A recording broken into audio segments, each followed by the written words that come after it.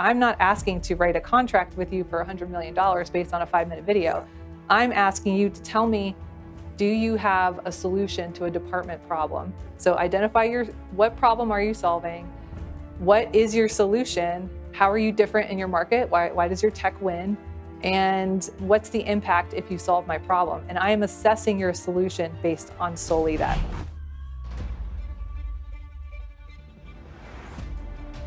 I like to say all roads lead to contracts.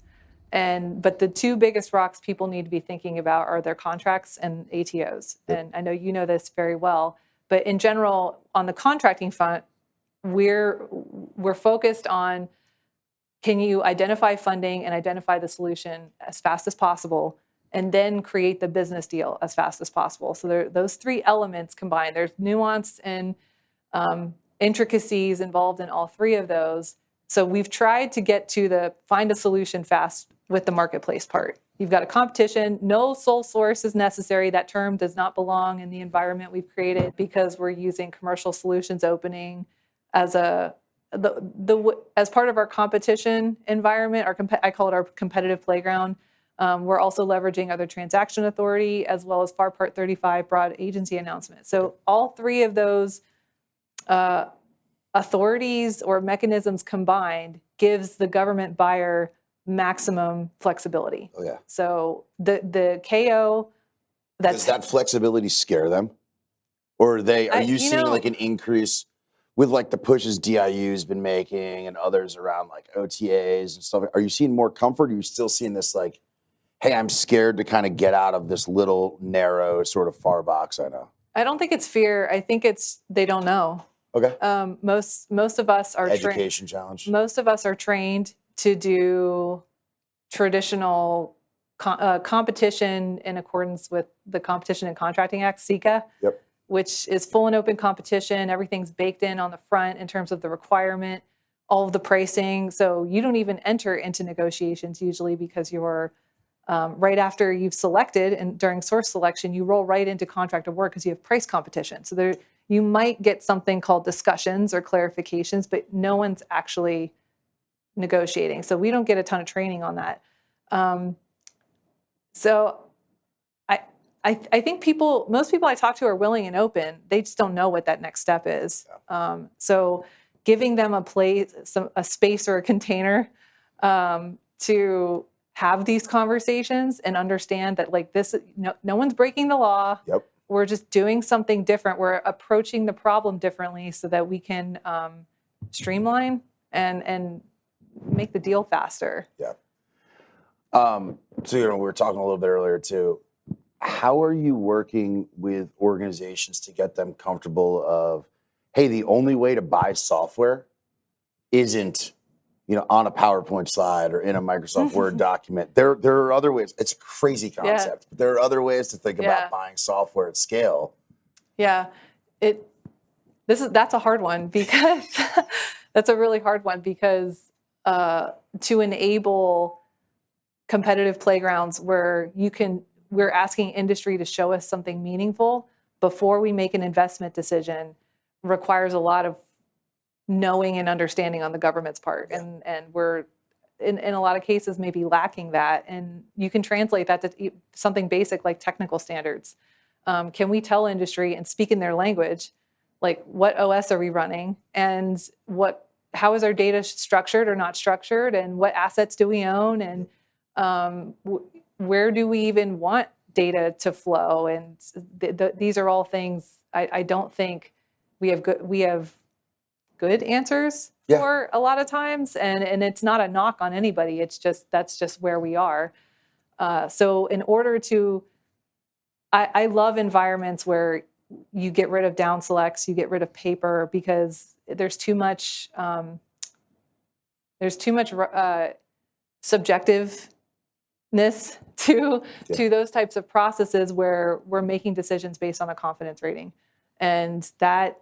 This one looks prettier. I like that graphic. And it's also the right words. Yeah, and there's maybe a bias, a personal bias in that, like on how we're making decisions. So I like the types of environments we can create where there's an actual physical lab, or environment where a vendor can bring their software in and show us something a little bit more meaningful. I did this once in a former life where we actually had the industry, put their software and show us that it worked on the infrastructure for the mission partner at the time. And if you can create environments, that is a way more sophisticated approach than just saying, like, on paper, my stuff's going to work for you. So that's Yeah, no, I preach. yeah. I agree. I think it's been one of the many things that has befuddled me, probably my whole career, is the level of confidence with which leaders in the department will speak about the state of information technology, knowing that they have procured all of their information technology out of Word documents. And Yeah. never thought about the infrastructure or the complexity of the networks, to your Yeah. point about data flow and all of that. I can't appreciate, though, like, if you're not there, because there's a lot, like I said, to be able to speak in this way with industry. And when I say speak in code, speak in technical standards, if you can't do that because you're just not there, but you realize you need to do something different, you can do something different. If you're going to rely on paper, understand, though, that's what you're getting. So don't put too much money in up front. So I am okay with putting in some seed money, run some small pilots, experimentation. That, like, low cost risk type buys are wonderful to learn. Yeah. So as we look forward, and you're sitting at CDAO, your Tradewind's marketplace going on, what sort of success look like in 12 months? What are you guys most hopeful about? if we can do distributed or federated contracting using the marketplace, and it doesn't even have to be the marketplace, but something like it, where you are accelerating these lead times to buy.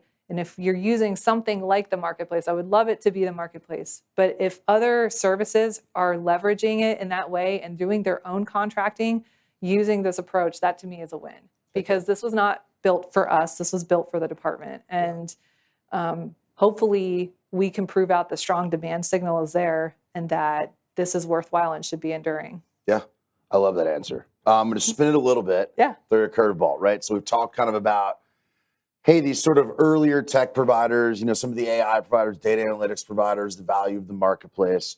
How do the primes kind of fit in, right? As we're changing how we contract, how we look at engaging with private capital, with a broader array of, I guess what DOD would call a non-traditional. Mm-hmm.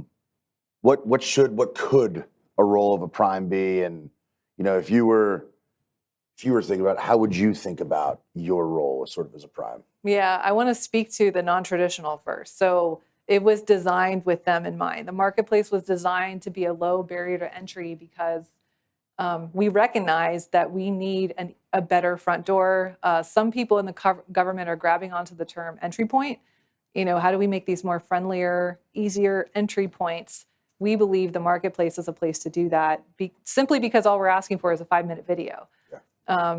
You have to address in the video, because some might think, well, it's the same problem with paper, right? Like, how can you assess anything in a 5-minute video like you could with paper? That's, again, what are you asking for? I'm not asking to write a contract with you for $100 million based on a 5-minute video. Yeah.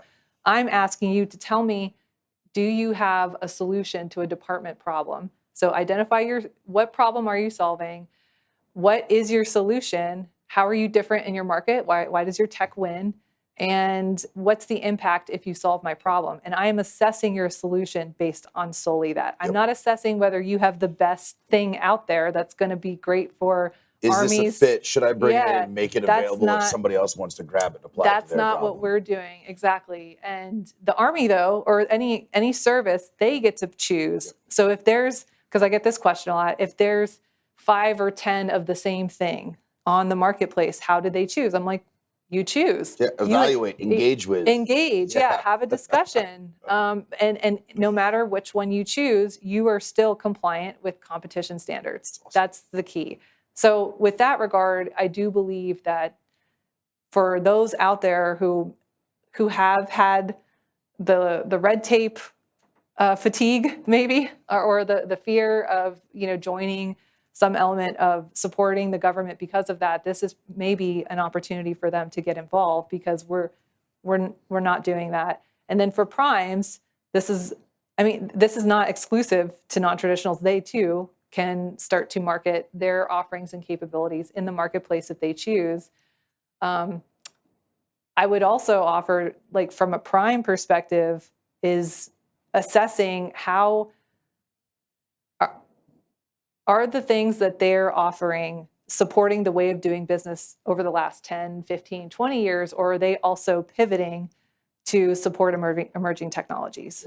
That would be a question I would ask primes. I don't know the answer to it, but like this is just one area where we have to learn and understand how to do this better and faster. Yeah.